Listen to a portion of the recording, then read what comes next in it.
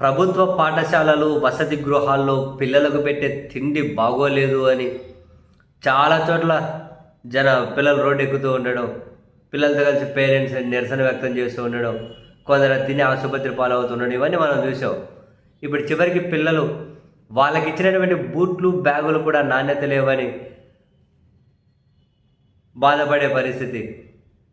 మళ్ళీ ఈ విషయం మీద కూడా నిరసన వ్యక్తం చేసుకుంటూ ఇచ్చిన బూట్లు, బ్యాగులు వెనక్కి ఇచ్చేస్తూ ఉన్నారట కొందరు.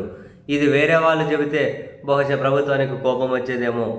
వాళ్ళ సొంత పత్రిక వారాంత పలుకుల పత్రికలోనే జిప్పులు ఊడి హ్యాండిల్స్ తెగి అని చెప్పి హెడ్డింగులు పెడుతూ మరి వార్తలు రాస్తూ ఉన్నారు.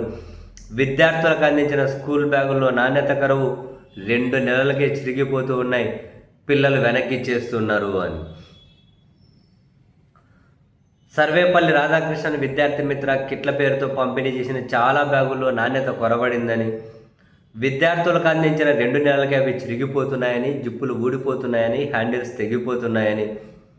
సో కొందరు విద్యార్థులు వాటిని తిరిగి వెనక్కి ఇచ్చేస్తూ ఉంటే మరికొందరు ఏదో కుట్టించుకొని వాడుకుంటూ ఉన్నారు అని. ఇప్పటికి కూడా అందరికీ ఆ కిట్లు అందించలేదని, 70% మంది మాత్రమే పంపిణీ చేశారని, అవి కూడా నాసిరకంగా ఉన్నాయి అని ఆ పత్రికలో కథనం రాసుకుంటూ వచ్చారు. ఇచ్చిన వారం రోజులకే కొన్ని బ్యాగులకు కుట్లు ఊడిపోయినాయట. ప్రభుత్వం ఏమో కోట్లాది రూపాయలు ఖర్చు పెడుతూ ఉన్నారు.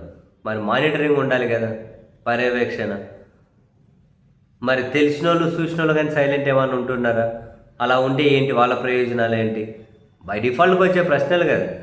పిల్లలకి ఇచ్చే కిట్ల విషయంలో కూడా ఇంత రాజీ పడితే అలా నాణ్యత లేనివి, డబ్బులు ఖర్చు పెట్టి నాణ్యత లేనివి ఇస్తే అట్లా డబ్బు ఎక్కడికి పోతుంది మధ్యలో? అయితే ఇంకో హైలైట్ ఏంది, ఈ ఏడాది పంపిణీ చేసిన బ్యాగుల్లో చాలా బ్యాగులు పాతవేనట. ఈ విషయం తల్లిదండ్రులే ఆరోపిస్తున్నారట, అన్ని పాత బ్యాగులు ఇచ్చారని. ఇంకా చూడండి. అండ్ విద్యార్థులకు అందించిన బూట్లలో కూడా కొన్ని పెద్దవట, మరికొన్ని చిన్నవట.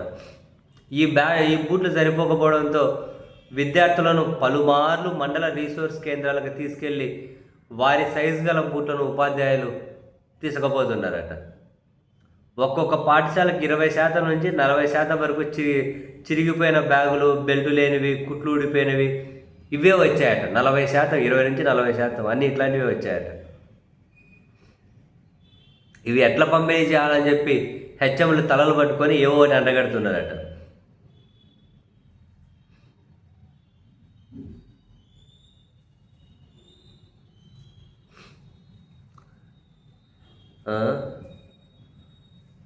పిల్లలకి ఇచ్చే విషయంలో కూడా మానిటరింగ్ ఉండాలి కదా. ప్రతి దగ్గర ఏదైనా కనుక ఎంతో కొంత చేస్తే దొబ్బే ఎనికి దొబ్బే మన జేబులోకి దొబ్బే అంటే ఎట్లా దొబ్బేసుకుంటారా?